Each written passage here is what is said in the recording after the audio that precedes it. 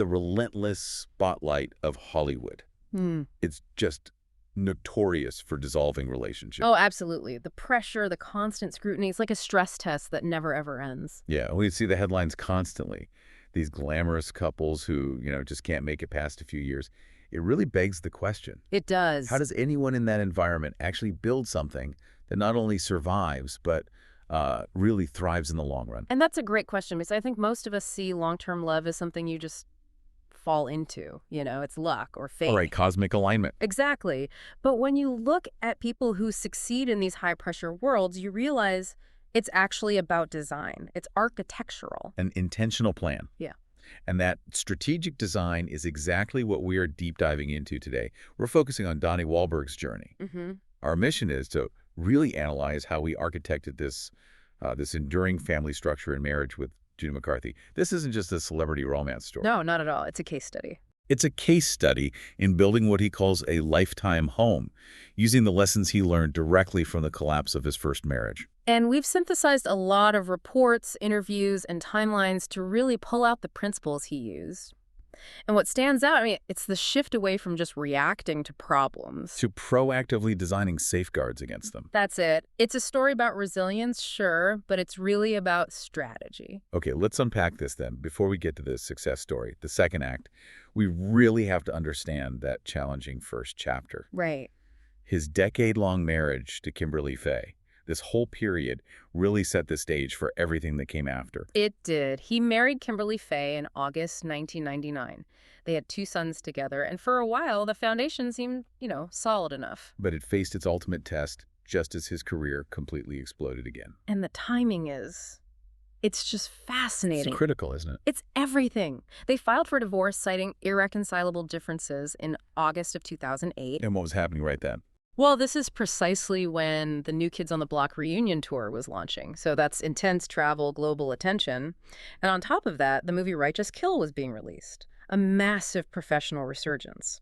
So if there were already cracks in the relationship, this sudden external load of superstardom just acted as a force multiplier. A devastating one. It wasn't just a tough time. It was a structural test the foundation just couldn't bear.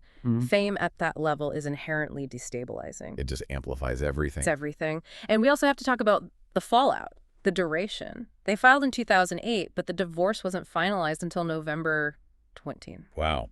So that's a challenging 2-year lag. A very long time. And that extended period of, legal and emotional limbo, that's where the blueprint for the future was really forged, right? Absolutely. The cost of that whole dissolution, the exhaustion, the complexity of negotiating custody for 2 years, it forced him to adopt a philosophy of, I will never, ever rely on chance again.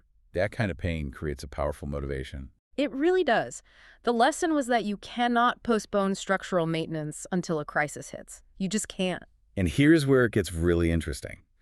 Because with that painful lesson learned, he and Jenny McCarthy approached their second marriages with a totally different playbook. A radical new design built on intentionality. Right. They moved with such purpose.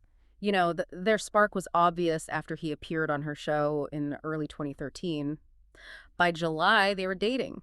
A little over a year later, August 2014, they're married. But the speed wasn't reckless. No, it was fueled by clarity, by knowing exactly what they wanted and, maybe more importantly, what they absolutely wanted to avoid. And the centerpiece of this new design, the thing that really sets them apart, is this commitment to preemptive counseling.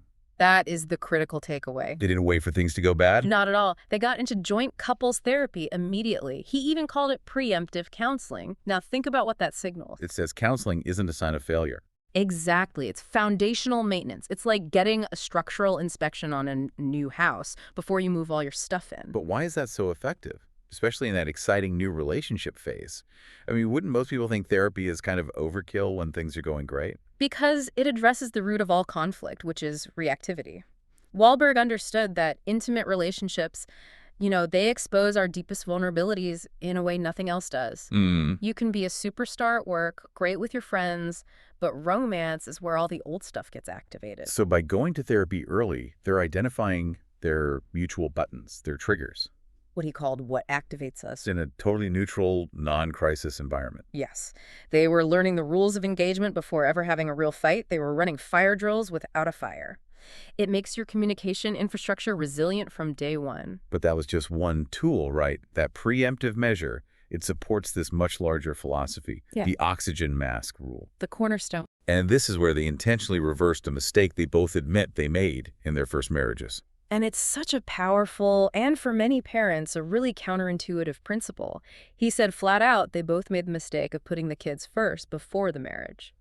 Which seems so noble on the surface. It does, but it destabilizes the entire family unit. Because if the core relationship, the marriage, fails, then the stable environment the kids rely on just vanishes. Gone. The analogy is perfect. On an airplane, you put your oxygen mask on first. The relationship is that mask. You have to keep it stable and nourished because that partnership is the engine of the family. If the engine dies, everyone is grounded. So prioritizing the marriage is actually the best way to prioritize the kids' long-term well-being. It is the highest form of it. I think culturally that's a very difficult pill for a lot of people to swallow, especially parents who are just told constantly, sacrifice everything for your kids. Of course. So how do they translate that rule into, day-to-day life? It translates into active, continuous effort. It's all designed to fight complacency. Wahlberg noted that a lot of couples, once they feel secure, they stop asking questions. Security breeds stagnation. Paradoxically, yes. So their solution is ritualized commitment. And that's the famous yearly vow renewal. That's it. Jenny McCarthy confirmed they've done it 10 times so far, and it's so much more than just a public declaration, isn't it? It has to be. It's a deliberate mechanism. They're injecting fresh energy back into the relationship. It's a refusal to let it just run on autopilot. Every single year, they are consciously choosing each other again. Refreshing the foundation. Exactly. The date nights, the curiosity, the annual renewal, it's all designed to keep giving the relationship that fuel and that energy. They're treating it like a garden that needs watering every day, not some statue that's already finished. That is a fascinating insight. It almost transforms what you think is a weakness, being divorced, a second marriage, into a huge strength. Because it provides the motivation to overinvest in the structure. They know firsthand the consequences of neglect, so they are hyper-vigilant about maintaining that connection. Okay, so the ultimate test of this meticulously designed architecture wasn't just their own bond. No. It was how Donnie integrated into Jenny's life as a father figure to her son, Evan. This adds a whole other layer of complexity. This is the true cornerstone of their lifetime home. Jenny's son, Evan, who is now 22, was diagnosed with autism and epilepsy at a very young age. And we know from reports that the emotional intensity of that, the daily struggles, they were reportedly the central catalyst for the collapse of Jenny's first marriage. That context is so crucial. Donnie Wahlberg wasn't just stepping into a typical step-parent role. No, he was stepping into a void where a prior father figure had, struggled and ultimately left because of the challenge. And his entrance was so intentional and inclusive from the very beginning. It really was. Evan was actually part of the proposal. He held up the cards that spelled out the question. Right. That one action immediately signaled to both Evan and Jenny that this commitment was total. It encompassed the entire family, special needs and all. But the real proof is in the follow-through, right? The tangible investment over time. Absolutely. And the sources point to two huge things. First, Jenny said that he provided Evan with a sense of security and paternal commitment that Evan had never seen before. And the second? The second was financial, which just speaks volumes. Wahlberg covered Evan's college tuition. McCarthy called it one of the greatest gifts ever. That is a monumental gesture. It goes so far beyond typical blended family dynamics. It's a complete adoption of responsibility. And what's just as remarkable is how this new family actually enriched Wahlberg's own experience of fatherhood. How so? Well, his biological sons, Xavier and Elijah, are described as being super intellectual and very reserved. So, typical boys who maybe aren't so outwardly demonstrative. Right. Evan, on the other hand, is super affectionate and will tell you exactly how he feels. A completely different dynamic. A completely different dynamic. And Wahlberg realized he connected with Evan in these profound ways that were different from his connection with his biological sons. This blended family, born from all this past complexity, actually fulfilled distinct emotional needs he didn't even know were missing. So the new structure wasn't just a fix for the old one. It was a complete emotional expansion for him. It's a testament to the idea that structure and intentionality can not only prevent failure, but can actually maximize happiness. And if we connect this to the bigger picture, Their story sends a really powerful message to anyone dealing with the aftermath of a failed relationship. It suggests that the painful collapse of a first marriage, it can provide invaluable clarity. That hard-won knowledge. That's the tool. Knowing what you absolutely cannot afford to repeat is the precise tool you need to build an enduring, functional, lifetime home the second time around. It really is the ultimate turnaround story, moving from reactive failure to proactive strategic design. So here's something for you to mull over. If you were forced to apply that oxygen mask first rule to the priorities in your own life, and that could be a relationship, a business, even self-care, what single priority would you have to move down the list to make sure the foundation of your core life structure remains unshakable?